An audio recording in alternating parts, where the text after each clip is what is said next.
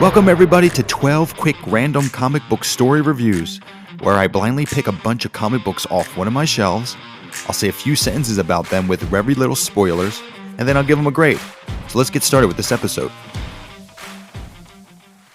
Alright, let's start episode 14 with Absolute Batman Abomination.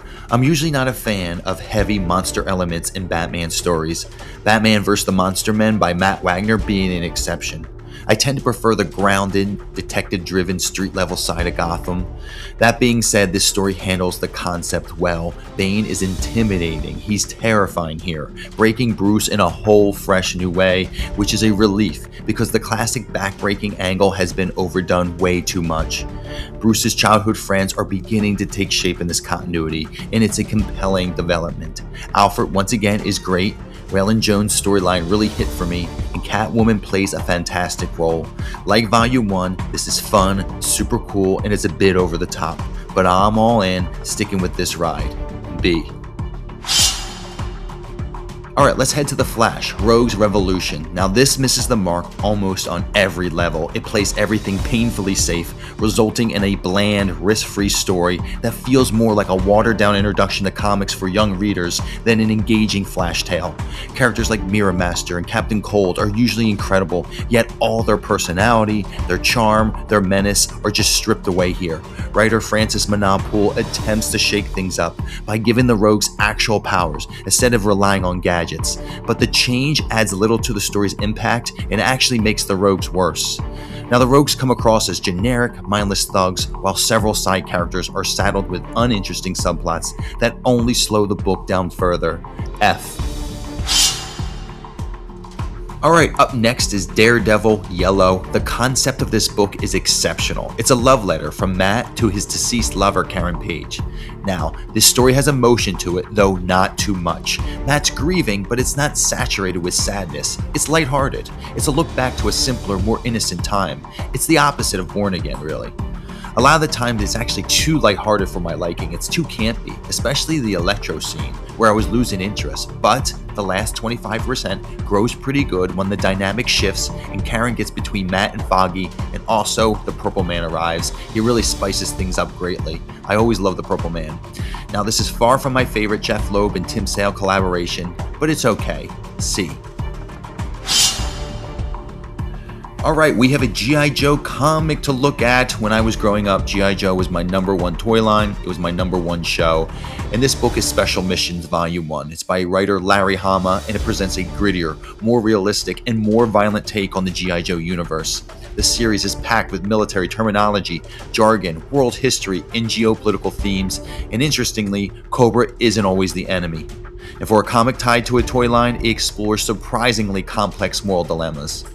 Volume 1 consists of 7 standalone issues, so no prior continuity is required.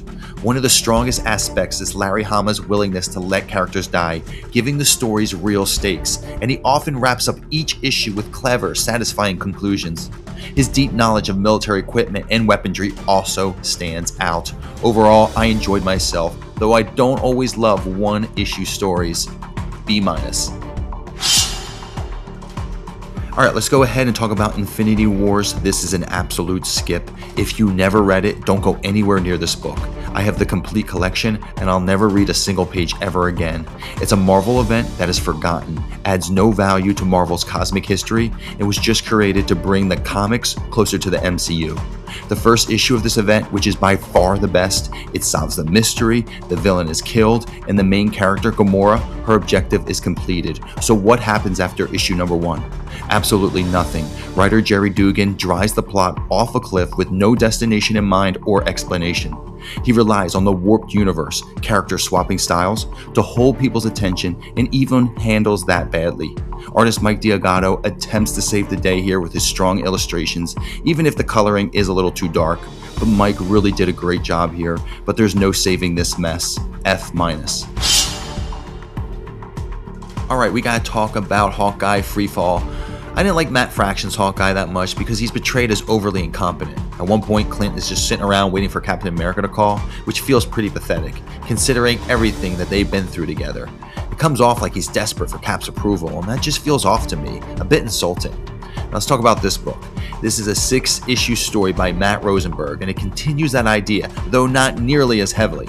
Here, Hawkeye still makes some foolish choices, especially in his love life. His girlfriend is Linda Carter, and she is awesome in this. But he also gets plenty of moments where he's kicking ass and outsmarting some serious opponents. That balance works much better. Overall, I really love this book. It's funny, it's endearing, and the relationship dynamics are just as strong as the action. The supporting cast, from The Hood to Daredevil to Luke Cage, are all amazing, and the story's packed with tons of characters, but Clint is the star. The writing is sharp, the plot is super good, the drama is interesting, and the art has a lot of charm. My only gripe is that Bullseye gets slightly disrespected, but don't sleep on this story. A-. Alright, so why don't we go to Voodoo Volume 2, The Killer in Me. This is one of the more unique New 52 titles. So listen to this. A stripper in New Orleans is being secretly followed by federal agents because she's actually a shape-shifting alien whose objective is to gather intel in the Justice League to prepare her species' invasion of Earth.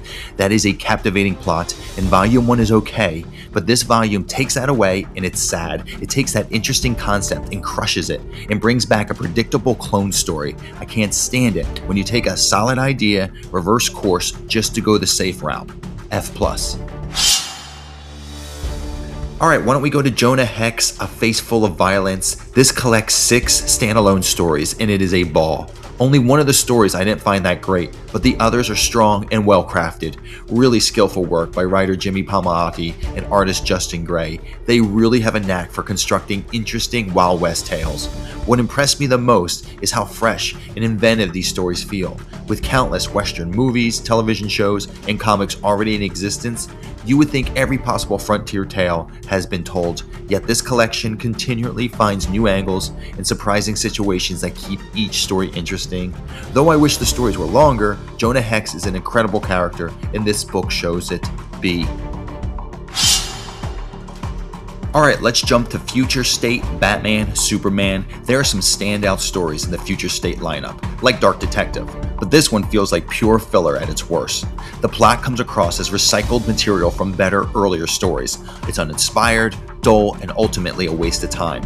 The artwork, though, is strong. It's clear a lot of effort went into the visuals. The Rise of the Magistrate is cool and one of the few highlights here. Professor Pig makes an appearance and is always welcome, but still it's not enough to save what is otherwise a pretty weak, forgettable story. This will leave your mind 2 minutes after putting it down. D-. Alright, next up is Sandman, issue number 6. It's titled 24 Hours. If you're looking at a top horror comic list and 24 Hours isn't mentioned, just disregard that list. Because this single issue story needs to be celebrated. And let me tell you 5 reasons why this issue is so tremendous. Number 1, it has perfect pacing. Number 2, the characters feel believable and you just met them. Number 3, you're uncomfortable the whole time and you know things are going to get worse. Number 4, the insecurities, the secrets, the manipulations are impactful. And number 5, Dr. Destiny looks horrifying thanks to artist Mike Drinkenberg. There are more reasons I could list, but just know writer Neil Gaiman hit a grand slam with 24 Hours. A. Okay, let's do Suicide Squad, The Black Vault.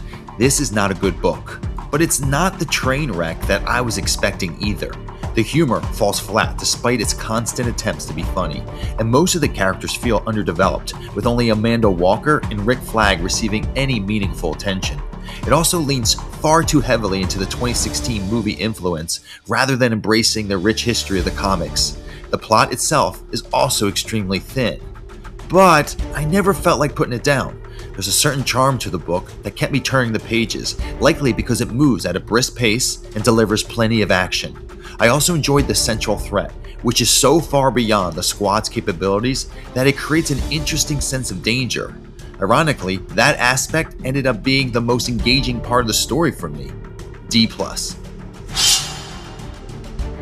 Alright, we made it to our last story. It is Inhumans vs. X-Men. Now this is not as bad as its reputation suggests. There's quite a bit to enjoy, especially the central conflict. The Inhumans' Terrigen Mist is lethal to mutants, forcing both sides to confront an impossible situation. Now, many characters do behave out of character, just to push the plot forward, and much of the dialogue feels stiff and unnatural. Still, the action is really good. Emma Frost absolutely steals the show, and it makes up for a lot. She completely unravels, and it's glorious.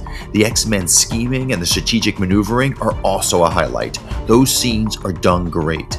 Now Beast, he's handled both bad and good, but Forge and Wolverine come off as foolish and ineffective. Wolverine in particular loses to a young, timid Inhuman.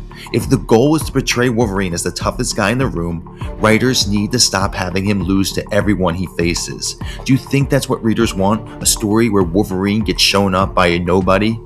Now, overall, it is a bumpy ride with some frustrating missteps due to the decisions from Marvel executives, but there's still plenty here to enjoy. See. Hey everybody, thank you so much for watching this episode, but I'll be back real soon with another 12 quick, random comic book story review.